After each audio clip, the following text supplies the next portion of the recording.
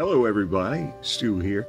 Wanted to show off this interesting collectible camera from Russia with love, or whatever, and maybe even a discount. This is the Fed 3. It's part of a long series of well-made cameras from former Soviet Union. This was built, from what I've heard, in a factory in Ukraine, or Ukraine if you prefer. And it's 35 millimeter, and it's loosely based on the concepts of the Leica, or light camera, made in Germany. It even uses the same exact thread type mount. Here it is right here, thread mount. Let's take off our lens cap, and I'll show you what the thread looks like. It is the M39 thread mount, and you just pop that guy back on there. Hopefully it goes on smoothly sometimes, and we put it back on, give it a good tight final turn, and you're ready to start shooting pictures. It's a 50 millimeter lens called the Industar. The Industar is their basic kit lens.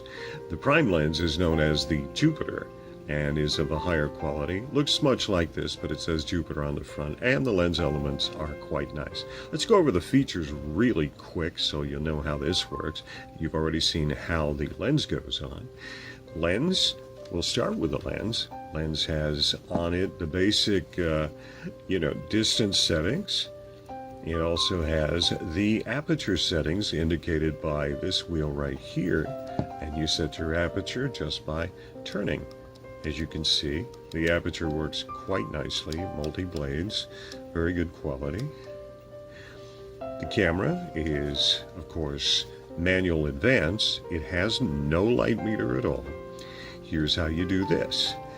Checking the shutter button, we advance the film this way. Always remember, with the Fed cameras and with the Zorkis and various other models, you must advance, cock the shutter before setting the shutter speed. Setting the shutter speed, which is here on this dial, is done by lifting and turning to the desired setting that you like. In this case, it is roughly 1/500th of a second. Here is your shutter button. Here is the rewind when you're finished shooting your pictures. Let's click the shutter right now to see what it sounds like. Not a loud shutter noise at all. It's got a little clunk to it, but that's good. It gives you good physical feedback when shooting pictures. On the front of the camera, we've got the attachment for a flash unit, which is mounted here. This is not a hot shoe. There is no direct wiring to the flash unit through the hot shoe. You must have a separate cable. As I say, there's no light meter, so if you know what your film speed is, which you can set over here on this indicator dial, which is more of a place card or reminder. It does not actually physically adjust the camera's settings to your film speed, but it's there with a indicator here to tell you what you have inside your camera, assuming you know your ISO speed of your film. Taking a quick look at some other features here, the camera is equipped with a self-timer. You simply cock your shutter first, set your shutter speed as we just did, and we wind the self-timer by pushing that button. And when we're ready to take the picture, instead of tripping the shutter up here, we push that button right there. We get a full 10 seconds as it advances through the timer and clicks at right about that point. And click, and your picture's taken, and you're ready to move on and take some more pictures. Taking a look at the rangefinder focusing, you look through here, and what you're going to see is the view from the viewfinder coupled with the rangefinder indicator, which will appear in the viewfinder as a light greenish blue dot. You'll see two different images of your subject, and by turning the focus, those two images will come together, and that will indicate that you have reached your focus. Pretty good. This thing is built like a tank. It's got a fantastic satin chrome finish all the way around. Not all of these look this good. This is a primo version of the camera, but I got lucky when I bought it from the Ukraine dealer. He calls his dealership Sale from Dollar. He's a very nice man, and they have excellent customer service. Taking a look at the bottom of the camera, we have our two locks that lock the film back in place. You have your mount for your tripod.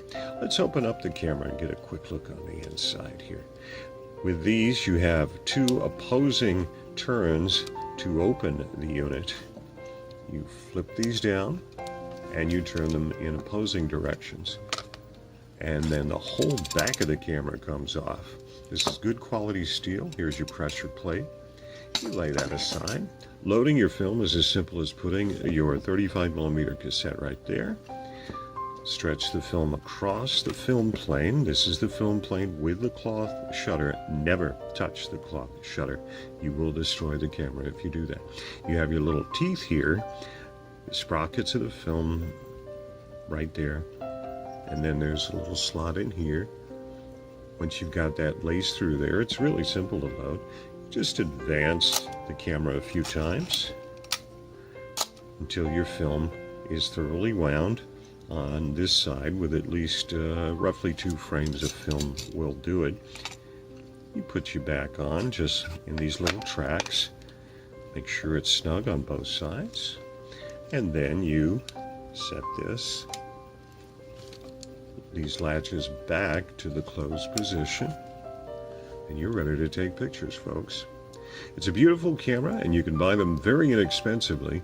There are mint condition cameras sold unopened in the original box with a leather case for under $100. You can get a previously owned camera like this one for about $50 with free shipping, but you have to shop around. There's plenty of dealers for this camera. Takes great pictures. It can even use expensive Leica thread mount lenses. The M39 mount is a very common mount. And the overall construction of the camera, so long as you are mindful of the internal gears and how to cock the camera properly, overall the construction is excellent. Optical quality is excellent. I highly recommend this for collectors and people that like unusual cameras. One last note, when rewinding the film after you've exposed all of it, you have this little latch under here, and you will see the letter C and the letter B. C means on, B means off or rewind. When ready to rewind your film, you push down on this button, turn it clockwise to the letter B, and then you just start rewinding and keep going. You figure for every wind you count 1, 2, 3. If you got 36 exposures, you'll do that about 36 to 40 times before you reach the end of the film, and you're ready to open your camera and take your film cassette out, process it any way you like. It's a great camera for the price, and if you're looking for an interesting collectible, I recommend the Fed 3, 4, or 5 models. There are even earlier models, but they're not as well made. These are solid, good cameras, and you can have fun shooting pictures with it.